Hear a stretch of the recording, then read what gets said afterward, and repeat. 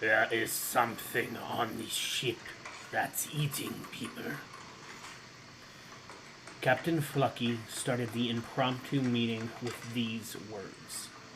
Not as an accusation or an inquiry, but simply as one might speak of the weather.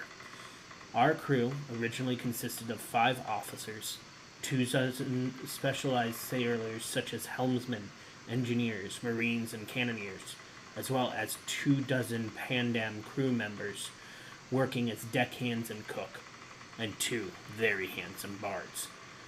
In the course of 6 days, we have lost a helmsman, 2 mechanics, and a very large Pandam cook. Seeing as we haven't made port, that is the most likely situation, finished the captain. Mr. Morrow, solutions. The captain, turning to his weapons officer with a nod. Sir, procedure dictates that we institute the buddy system for safety. Additionally, I have given all those on board one of these. The large brick wall of a man, responding with military precision, presented a small blue gem.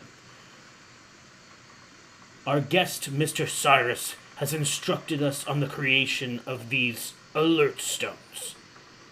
Mr. Cyrus, if you care to explain. My mentor, the old satyr Cyrus, quickly took control of the conversation. Certainly, my good sir. This is an alert stone. I won't bore you with how it works, but instead simply demonstrate its function.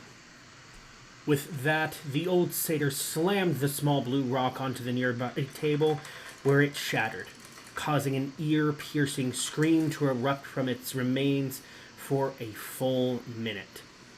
After everyone in the immediate area regained their hearing, my mentor looked at his audience with sheepish embarrassment. Well, that worked better than expected. Anyway, the function is simple. If under attack by whatever has made its way on board, simply break this gem.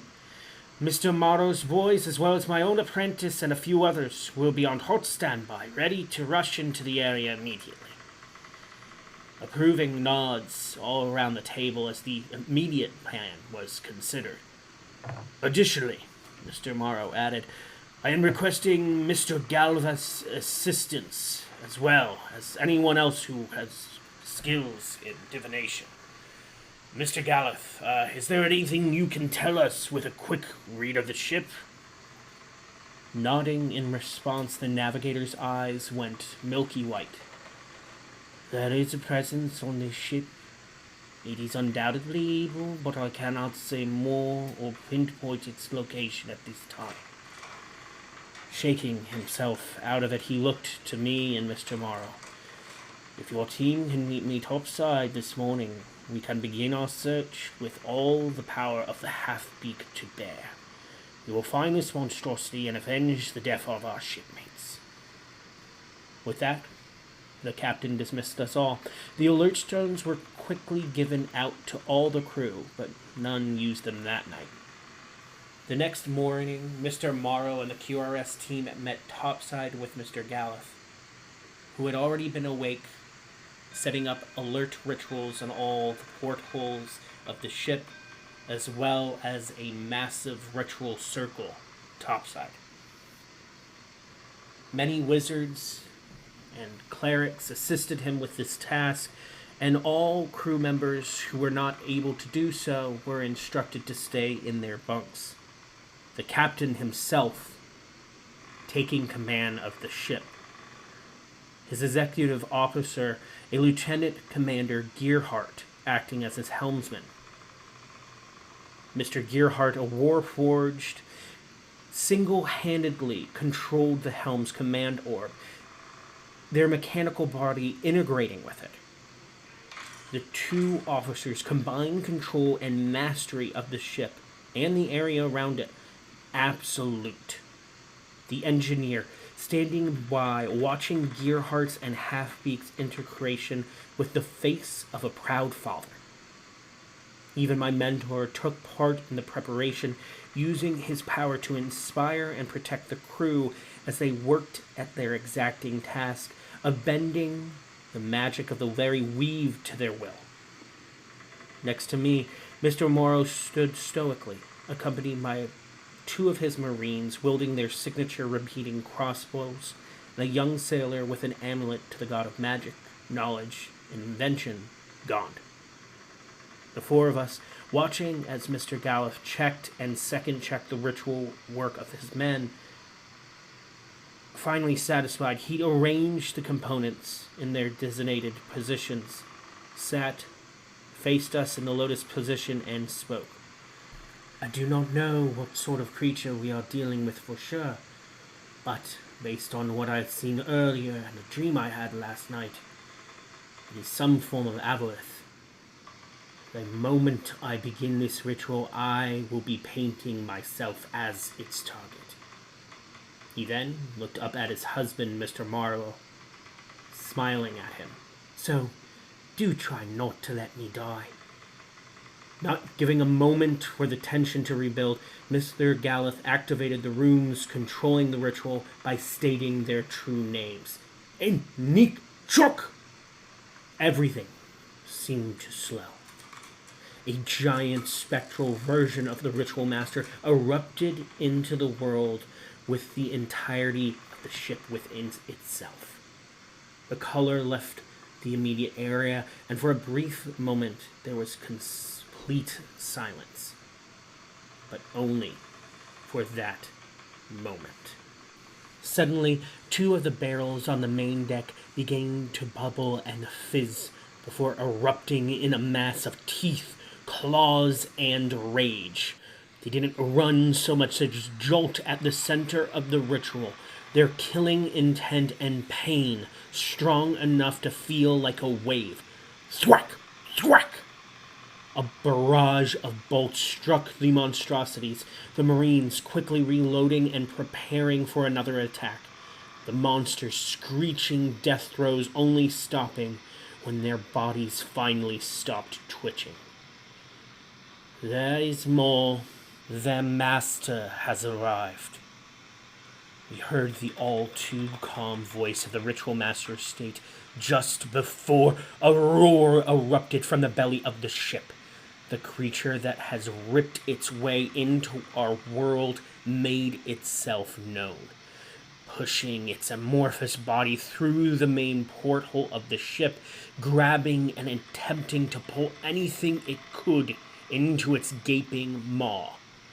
Morrow quickly took control of the situation. Nothing less was expected of the paragon of righteous protection, and he proved himself thus. He revealed himself not to be a human like I originally assumed, but one of the Aasimar, a divine soul in mortal form. He flew at the abomination before us with wings of holy light.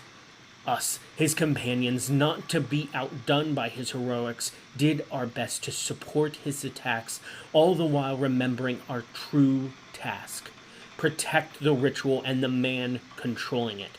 Because, in truth, as effective as Morrow's sword was against the beast, it was clear he would be no match without the aid of his partner's ritual. This entire time, the three at the helm did not budge or look back at all. Captain Flucky exuding the air of complete trust and confidence in his men to accomplish his will. Finally, the beast slain, the battle won, the ship damaged, but still functioning.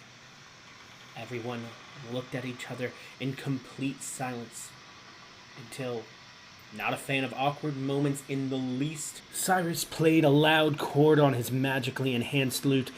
Seems like as good an excuse as any for a party. Let's drink! Welcome to Bardling's Banter. I hope you enjoyed that next segment of our Bardic Tales. Today I just want to briefly discuss kind of flavoring your spells. So, if you play a spellcaster, you might notice things on your spells such as the symbol V, S, and M. Those stand for verbal, somatic, and material. A lot of times, particularly the M, will show some sort of material component, such as a chicken heart or something like that. For the most part, I find players don't look at these, don't consider them, and don't really think about them until something like the silence spell is cast on them, and they suddenly realize that the spell they're trying to cast requires verbal components. So we've made a solid case for the mechanical reason why these components are important. But they can be so much more than that. You can use them to add flavor and depth to your character. Your character can use spells in a different way. Maybe they cast them through a different medium.